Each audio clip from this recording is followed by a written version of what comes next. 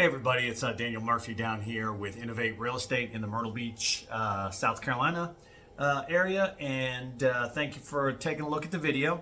What we're going to do today again is put some context to the numbers that you're seeing in the newsletters. If you don't have the newsletter and all you're doing is seeing this on YouTube, then go ahead and just look below. What we're looking at today are the three main key kind of market stats that I look at to determine where we are in the market, if it's a strong market, buyer, seller market, and more importantly, kind of help me predict where we're going to be going in the next 6 months. If you've been watching these videos, you know we kind of flatlined there for a little bit, and then we did see since probably mid 2024, we have seen a slight decrease in some of these stats and or increase in others, but always to the negative side, and we'll get into that a bit. But luckily, what we saw here in September, or actually August number, is that we did see a slight uptick, specifically on the condo side, which was nice to see. So what I thought I would do is go back and look at the quarterly numbers. So we're looking at the fourth quarter of last year, first quarter of this year, second quarter of this year, third quarter of this year. Obviously, the third quarter of 2025 is what we just wrapped up. And the three main factors we're going to look at are days on market, which just means from the time you put it on to the time it closes. The monthly supply just means the inventory that's currently available. How long would it take us to sell that if nothing else changes? And then obviously the median sale price. That's obviously the most important thing is, are we seeing a market that's appreciating, depreciating?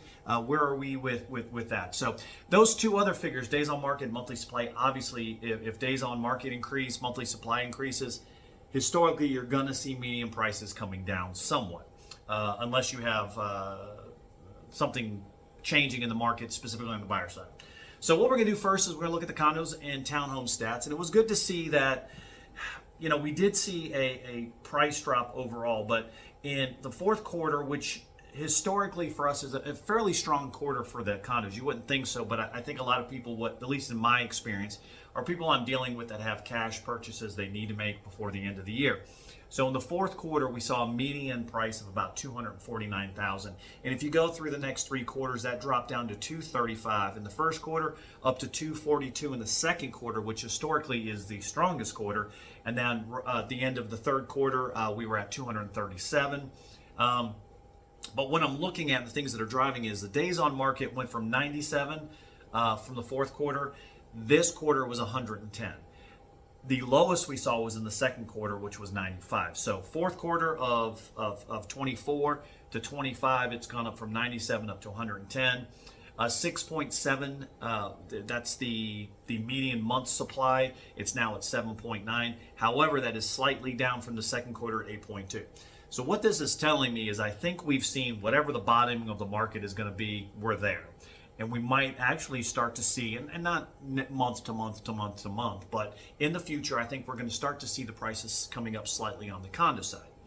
Now, when we turn over to the residential side, this is all single family homes. So just so everyone knows, when I'm doing these numbers, it is every single family home in the Myrtle Beach area. If it's a vacation home, if it's a vacation rental home, as long as it's a single family property, these numbers are included.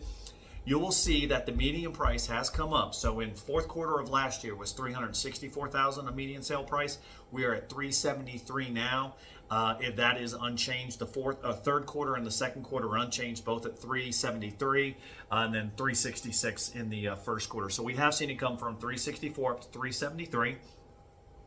The days on market are kind of pretty steady. There was 104 in the fourth quarter, up to 112.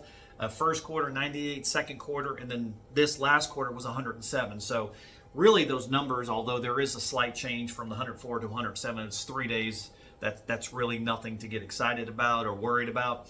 And the monthly supply, it went from 3.9 in the fourth quarter of last year. This most recent was at 4.2. And again, not really anything to get worried about or anxious about. It went from 3.9 to 4 in the first quarter. Second quarter is 4.5 and then 4.2. And the median sale price is somewhat unchanged. It was 364 back in the fourth quarter of last year. We're at 373 now, so a slight increase, about $9,000 from the fourth quarter to the third quarter of this year. Again, as I said, the second quarter was unchanged and 366 in the first quarter. So again, what that is showing is that is a fairly flat market right now. So we do need to see some of that inventory coming off the market before we really see any real changes in the prices. Now again, as I always say, this is a look at the market overall. It's a large, broad, sweeping look at the market. So if you're looking in a specific neighborhood, or if you're looking in North Myrtle Beach compared to Surfside or Myrtle Beach or Conway, if you're looking in a specific resort, even if that resort is in North Myrtle Beach, all of these individual macro kind of, or I'm sorry, micro look at the market, those are all different.